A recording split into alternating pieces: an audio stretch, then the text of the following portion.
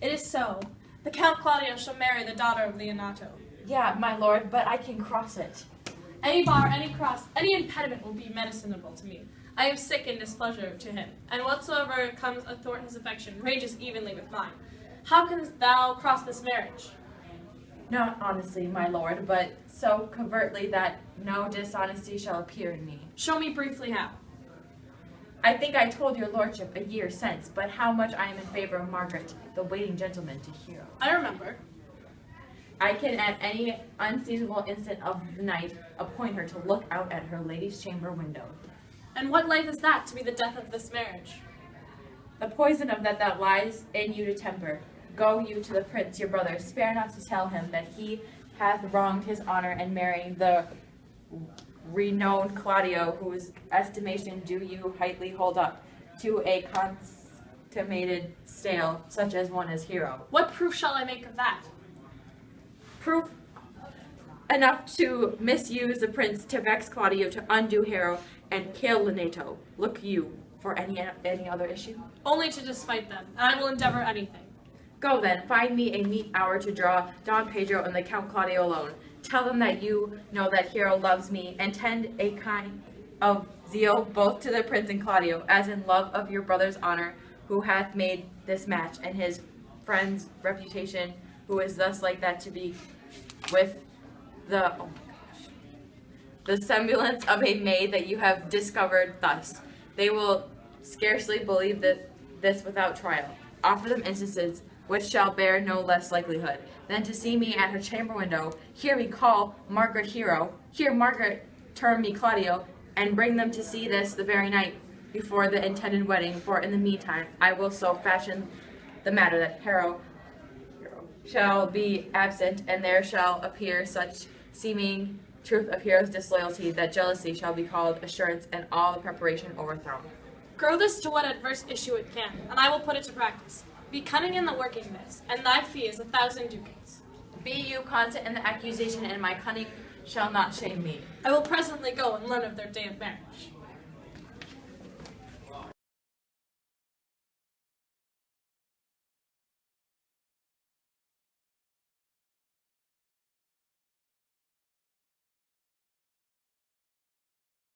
Boy, Senor, in my chamber window lies a book. Bring it hither to me in the orchard. I am here already, sir. I know that, but I would have thee hence and here again. I do much wonder that one man, seeing how much another man is a fool, when he dedicates his behavior to love, will after he hath laughed at such shallow follies in others, become the argument of his own scorn, by falling in love, and such a man as Claudio. I have known when there was no music with him, but the drum, and the fife, and now, had he rather hear the tabor and the pipe, I have known when he would have walked 10 miles afoot to see a good armor, and now he will lie 10 nights awake, carving the fashion of a new doublet. He was wont to speak plain and to the purpose, like an honest man and a soldier, and now he turned in orthography. His words are a very fantastical banquet, just so many strange dishes. May I be so converted and see with eyes? I cannot tell, I think not. I will not be sworn, but love may transform me to an oyster. But I'll take my oath on it, till he have made an oyster of me. He shall never make me such a fool. One woman is fair, yet I am well. Another is wise, yet I am well. And others virtuous, yet I am well. But till all graces be in one woman shall not come in my grace. Rich she shall be, that's certain, wise or all none, virtuous or I'll never cheapen for her, fair or I'll never look on her, mild or come not near me, noble or not, I for an angel, of good discourse, an excellent musician, and her hair shall be of what color it please. God, ha! The prince and Monsignor love, I will hide me in the arbor.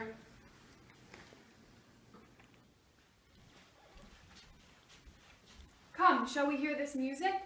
Yes, my good lord, how still the evening is, as hush on purpose to grace harmony. See you where Benedict hath hid himself? Oh, very well, my lord. Music ended. Will fit the kid with a pennyworth. Come, Balthazar, we'll hear that song again. Oh, good my lord, tax not so bad a voice to slander music only more than once. It is the witness still of excellency to put a strange face on his own perfection. I pray thee, sing and let me woo no more. Because you talk of wooing, I will sing, since many a wooer doth compence his soul. No. He thinks not worthy, yet he woos, yet he swear he loves. Nay, pray thee come, or if thou wilt hold longer argument, do it in notes. Note this before my notes. They're not a note of mine worth the nothing. Noting. Why, these are very crotchets that he speaks. Note. Notes, forsooth, and noting. Nothing. Now, divine heir, now is his soul ravished. Is it not strange that sheep's guts should hale souls out of men's bodies?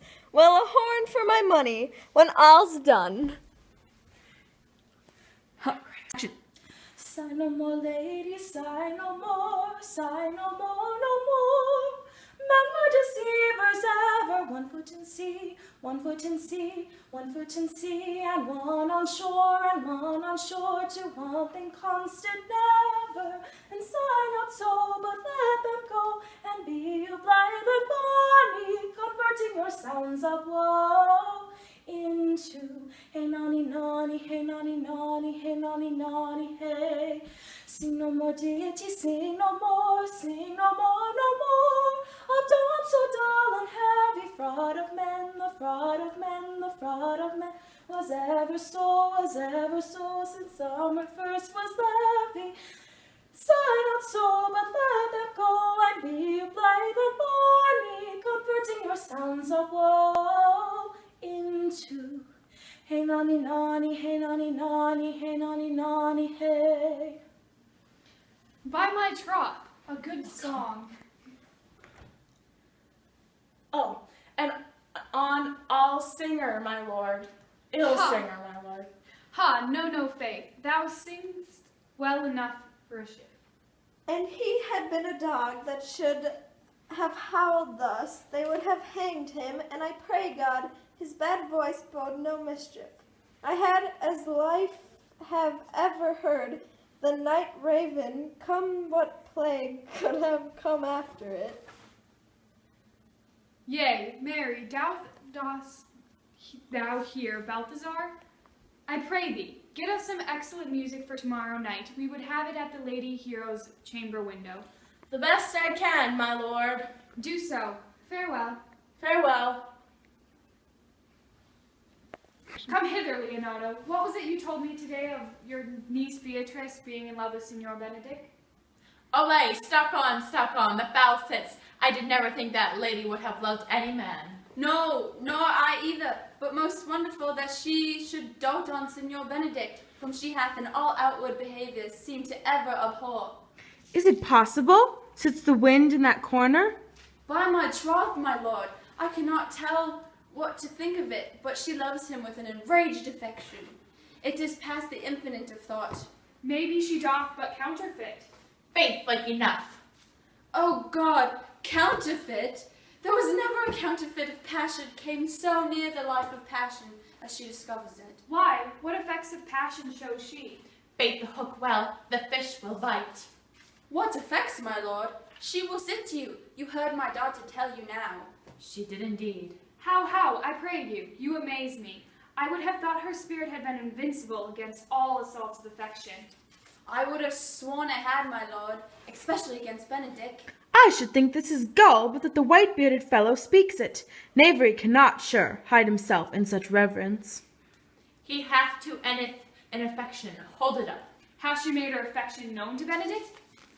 No, and swears she never will. That's her torment. 'Tis true indeed, so your daughter says. Shall I, says she, that have so often counted him with scorn, write to him that I love him? This says she now when she is beginning to write to him, for she'll be up 20 times a night, and there will she sit in her smock, while she write a sheet of paper. My daughter tells us all. Now you talk of a sheet of paper, I remember to a pretty jest your daughter told us of. Oh, when she read it and was reading over, she found Benedict and Beatrice between the sheets. That. Oh, she tore the letter into 1,000 halfpence, railed at herself as that she should be so immodest to write to one that she knew would flout her. I measure him, says she, but my own spirit, for I should flout him if he writ me. Yeah, I thought I love him, I should. Then down upon her knees she falls, weeps, sobs, beats her heart, tears her hair, prays, curses, oh sweet Benedict, God, give me patience. She doth indeed. My doctor says so, and the ecstasy hath so much overborne her that my daughter is sometimes afraid she will be desperate outrage to herself. It is very true. It were good that Benedict knew of it by some other, if she will not discover it. To what end? He would make but a sport of it and torment the poor lady worse. And he should it were alms to hang him. She's an excellent sweet lady, and out of all suspicion she is virtuous. And she is exceeding wise. In everything but loving Benedict. Oh, my lord, wisdom and blood combating so tender a body. We have 10 proofs to one that blood hath victory. I'm sorry for her, as I just caused being her uncle and her guardian. I would she had bestowed the dotage on me. I would have doffed all other respects and made her half myself. I pray you, tell Benedict of it and hear what he will say. Were it good, think you? Hero thinks surely she will die, for she says she will die. If he love her not, and she will die ere she makes her love known, and she will die in her woo her, rather than she will bate one breath of her accustomed crossness. She doth well. If she should make tender of her love, 'tis very possible he'll scorn it. For the man, as you know it, hath a contemptible spirit. He is a very proper man. He hath indeed a good outward appearance. Happiness.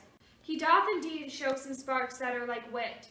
And I take him to be valiant. As Hector, I assure you, and in the managing of quarrels you may say he is wise, for either he avoids them with great discretion, or undertakes them with the most Christian-like fear.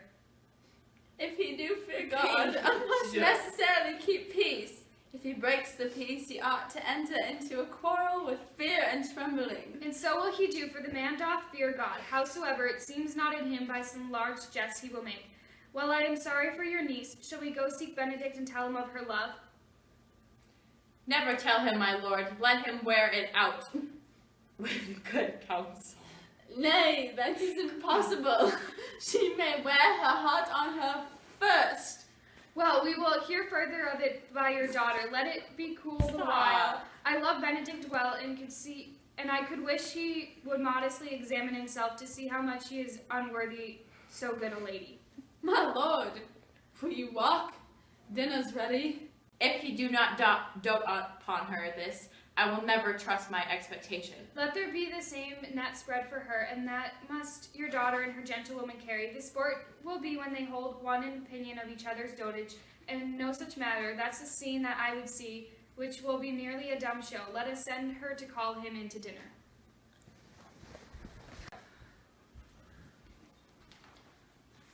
This can be no trick. The conference was sadly born. They have the truth of this from Hero. They seem to pity the lady. Seems her affections have their full bent. Love me? Why, it must be requited. I hear how I am censured. They say I will bear myself proudly if I perceive the love come from her. They say, too, that she will rather die than give any sign of affection. I did never think to marry. I must not seem proud. Happy are they that hear their distractions and can put them to mending. They say the lady is fair. 'Tis a truth. I can bear them witness, and virtuous. 'Tis I cannot reprove it, and wise, but for loving me, but by my troth, it is no addition to her wit, nor no great argument of her folly, for I will be horribly in love with her. I may chance have some odd quirks and remnants of wit broken on me, because I have railed so long against marriage. But doth not the appetite alter? A man loves the meat in his youth, that he can endure in his age. Shall quips and sentences, then these paper bullets of the brain Ah, a man from the career of his humor. No, the world must be peopled. When I say I would die a bachelor, I did not think I should live till I were married. Here comes Beatrice. By this day, she's a fair lady. I do spy some marks of love in her. Against my will, I bid you come to dinner. Fair Beatrice, I thank you for your pains.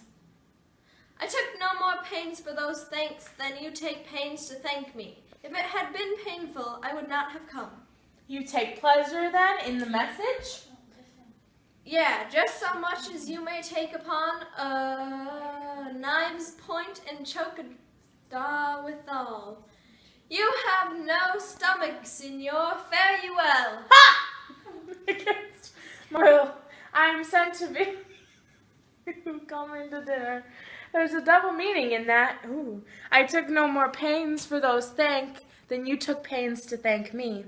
That's as much as to say, any pains that I take for you isn't easy as thanks. If I do not take pity for her, I'm a villain. If I do not love her, I am a Jew. I will go get her picture. It's my will. Oh, wait. Can we just cut that part and start from my line? Keep going. Okay. Against my will. I do spy some marks of love. Look what you did to that rug. It's fine. It's not a rug. It's a blanket. It's not a rug. And it's her house. And Not her yet a so- rug. For 2 seconds. Here's 1, Maddie's 2. coat. I mean, And then You talked. we'll pretend that Benedict's over here. see? 2 whole seconds. Please tell me us. Wait, no, you go. Jen, can we start that over? Oh, Okay, you say Get just. it together. Heather Leonardo. Wait, What was wait, it? we gotta start that over. Wait, should I